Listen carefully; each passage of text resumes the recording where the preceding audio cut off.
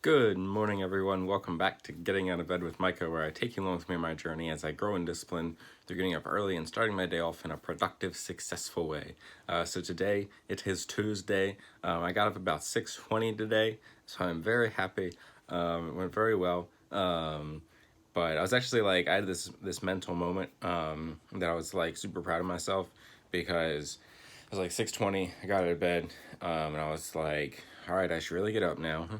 And I was like, I really just want to snooze one more time and get up at 6:30. And I was like, you know what, Micah? You're gonna feel the exact same as you do right now at 6:30. Like you're not gonna get out of bed at 6:30 after snoozing and be like, oh, now I'm just really ready to be up.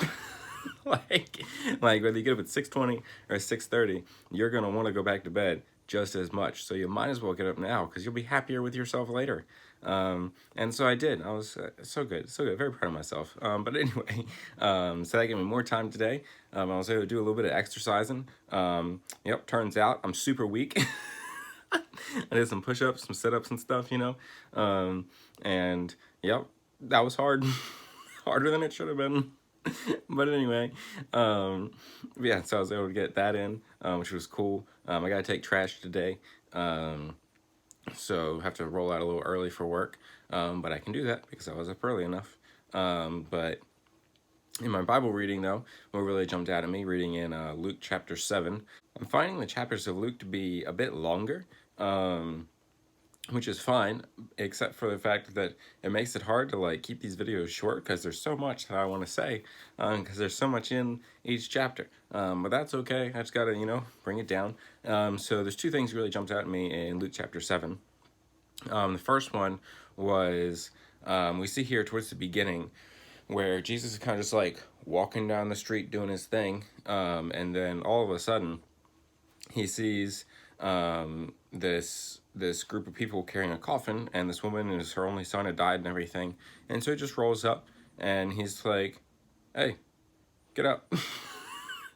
And the dead kid gets up and he's alive, and I'm like, it's just cool because he's like, it's just not a huge deal for him. Like he doesn't make a big deal of it. He doesn't do, it's like, oh, blah blah blah blah. He's just like, oh, that's not good. Get up. And raises him from the dead. And I just love that because that should be our perspective towards things. We're called to live the same as Jesus did on this earth, and he just didn't see death and sickness and the curses of sin to be this huge deal or whatever. It was just like, oh well, that's not what it should be. So let's change it. Let's make it right. I have authority over this, and so let's undo it. So I really thought that was really cool. And then we see here at the end, Jesus is chilling in the house of one of the Pharisees, Simon, and this woman comes in, and it specifically says that she was a woman who had lived in sin. And so she comes in and she washes Jesus' feet with her hair, which is crazy, and then pours perfume on him and kisses him and everything. And as someone who loves my hair, that's intense. Because his feet were probably super dirty.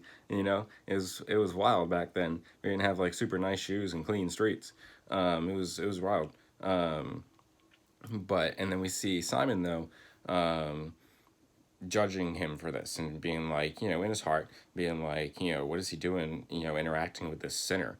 And we see Jesus be like, bruh, she came in here and honored and respected me for who I am because she saw who I am and recognized who I was.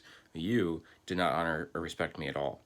And I kind of love the perspective difference here because for, Simon, he sees a sinner that is beneath him.